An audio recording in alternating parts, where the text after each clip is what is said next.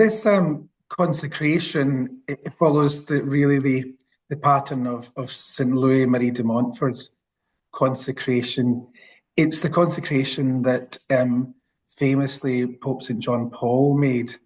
It's the totus tuus consecration, which means that those who consecrate themselves to Our Lady consecrate all of their lives, all of their past, present and future. They give their lives into Our Lady's hands so that she can use it as she wills for the glory of God. Sometimes I've heard people slightly apprehensive about that, but I just remind them, well, you're consecrating yourselves into the hands of Our Lady. What safer place, what better place, what more gracious place could you entrust your life and the life of your loved ones? So this was the consecration that St. John Paul made of his papacy. Well, he had made this consecration of his own life as a young man, having discovered St. Louis Marie de Montfort's true devotion to Our Lady. It was a bit of a game changer for Carol Wojtyła.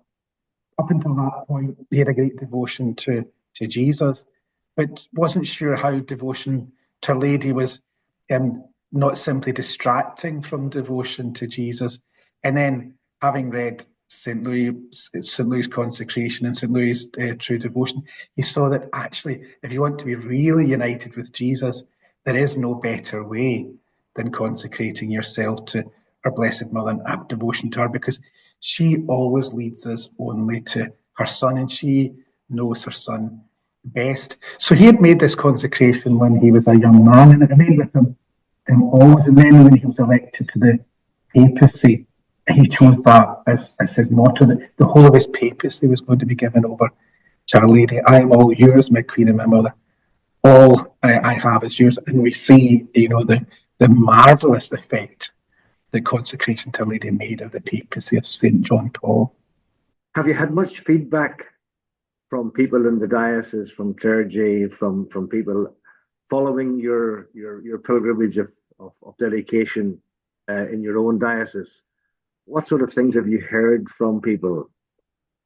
Well, our consecration journey took place during the lockdown, and round about the same time as yours. So for January, leading into the feast of Our Lady of Lourdes, so everyone was locked down. There was no masses in the parishes. Masses were online, and the church's outreach to the people and theirs to the church was online. So in a sense, we had the benefit of a captive audience. No one was really doing anything at 9 o'clock from the 9th of January, I think it was, until the 11th of February. And I was able to advertise it just really through my Facebook. I was already broadcasting daily masses, and so I just broadcast it that way. I was really quite taken aback by the appetite for it. It seemed really to create a great momentum. I wasn't sure how many were going to come in on the first day. As the days went on and the weeks went on, the numbers increased slightly and maintained themselves. So it was incredible. And we had one deacon wrote to me and said, I'd always thought of doing the 33 consecration on my own, but I was just too fearful. I just knew that I would run out of steam. But doing it together with you, leading it every night, live streamed, and with all of these hundreds of other people. Now, we were using Facebook as well, which allows live comments, and that really took the form of people asking for prayers and others saying, we'll pray for you. It just created a great momentum. And by the time we got to the final day in the consecration, there was such a sense of joy. Like, it was like having completed a long pilgrimage, and they commend Derry Diocese for really seeing this 33 consecration in a much wider context. It's really in the context, isn't it, of the Holy Year, Jubilee Holy Year. in which the famous Pilgrims of Hope and this consecration is caught up in that Pilgrims of Mary, who are pilgrims of hope. It did have that great sense of pilgrimage, of synodality. We were synodos, we were on a journey together, and because we were together, that gave us strength, and we made it all the way to the end. I think, as you said, the whole COVID experience helped us to learn new skills of being online and being in touch with many people in a way we would never have thought of doing before. This was the great thing, wasn't it, Bishop Donal, is that it gives us the opportunity, two things I'd say, to do things together. But also, it was a marvellous providence for the church to be able to reach into people's homes, like we haven't done for a number of generations now. If you look back in Ireland, for hundreds of years, if not over 1,000 years, the real church in Ireland was the domestic church. It was the church of the home, the mother and the father and the children gathered around the hearth and praying the Rosary. It was because of the domestic church, I think, that the parish church thrived and the diocese thrived and the church in Ireland thrived, and it was able to send missionaries to evangelise the whole of the world. It all began in those little homes in the domestic church. Now, the drama of the last two generations has been the undermining by secular society of the church at the home of the domestic church. And you could almost hear the echo of St. Francis of Assisi, the Lord's words to St. Francis of Assisi: rebuild my domestic church, which is almost in ruins. Now, families can't do that on their own. We can't just say to mums and dads, begin prayer in your homes, because they don't really know how. It's not just a task for mums and dads, it's a task for the whole church, it's a task for the whole diocese.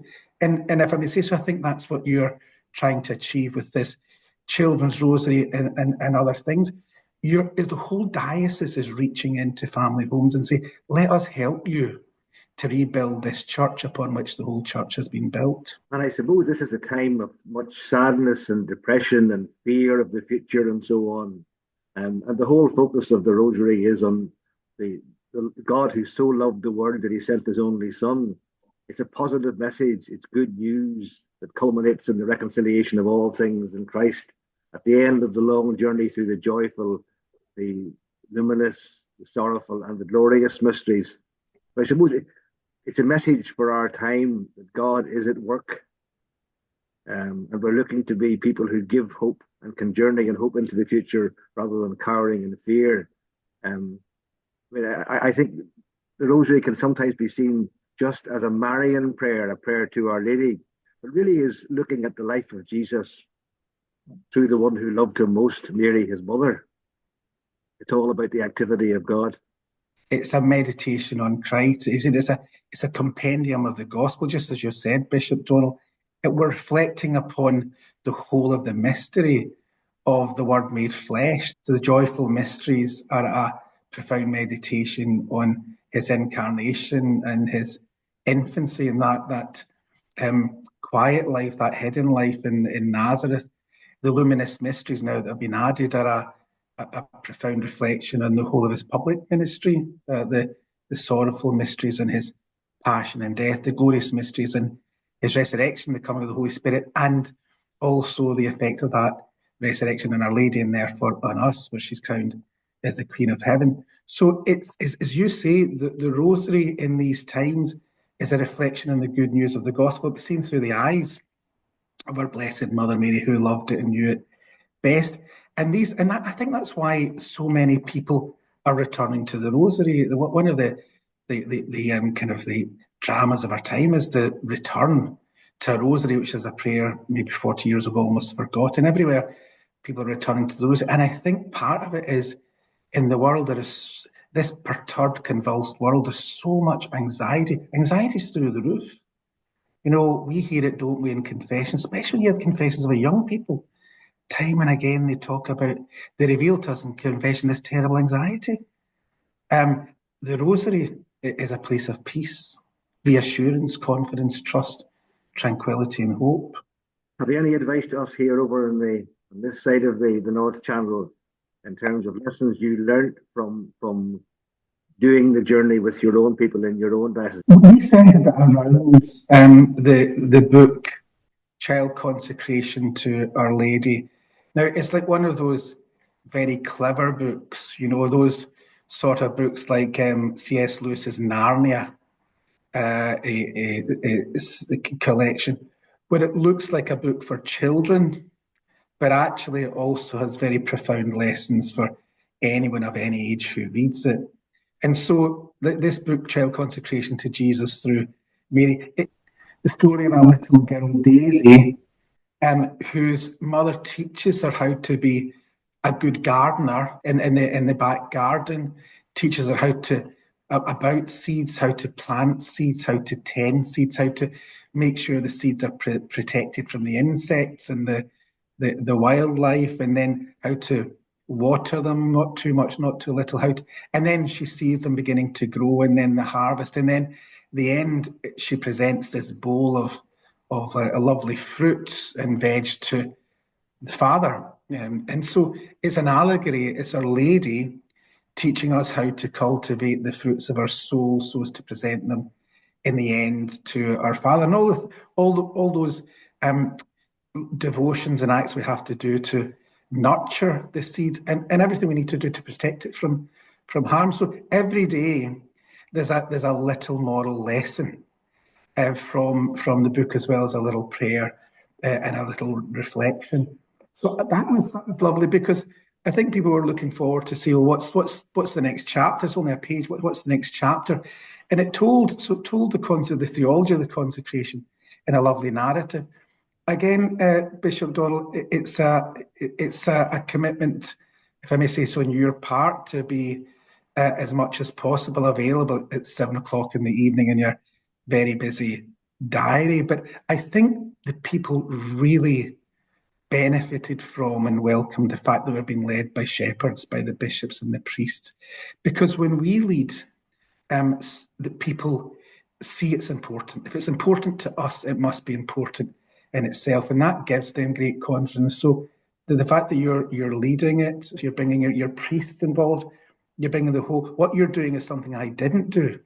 Is that you're involving the whole of the diocese. There wasn't really the means for me to do that through the pandemic, but this is a whole diocesan programme for you. It builds up upon the very successful tour of the relics of St Bernadette, and it's building in your Holy Year and all the pilgrims that you're going to be doing there. So, no, I would just say, really, it was, for me, as a priest and a bishop, it was a lovely experience for me. I found it, because I had to go through the lockdown myself too. I was living in a parish house of my own. I had to go through it. And I found the support of the lay faithful as much of an encouragement to me as I think they found my support to them. So, no, I would just say, I'll keep it in my prayers as well. And I wish you all the best. And we're always confident, whether something is centred around the Rosary, it cannot but bear fruits for ourselves, for our loved ones, for our diocese and for our church. Bishop John, thank you so much for that encouragement. That you're speaking from experience. You're saying that this is a message that will work in so many different contexts. And I hope it's a challenge to us to use these new media of communications in order to ensure that we can get the good news out into people's lives, specifically into their homes, and particularly to our young people who, as you say, are suffering so much anxiety, concern about the future, and see so much fragmentation and conflict around them. So thank you so much for giving us your time today for the interview. Please God, if you're praying for us, we'll do our best over here to ensure that we can reach out, especially to those who are most in need of good news in their lives. Well, I will be united. I'll be united with you, Bishop Donal, every evening in my own evening rosary while you're making that 33-day consecration. And it's just lovely personally to catch up with you. We've been friends for too long than we care to remember. And I just remember your friendship when I was a simple university chaplain and you were a bishop, and it's remained in our hearts through those years.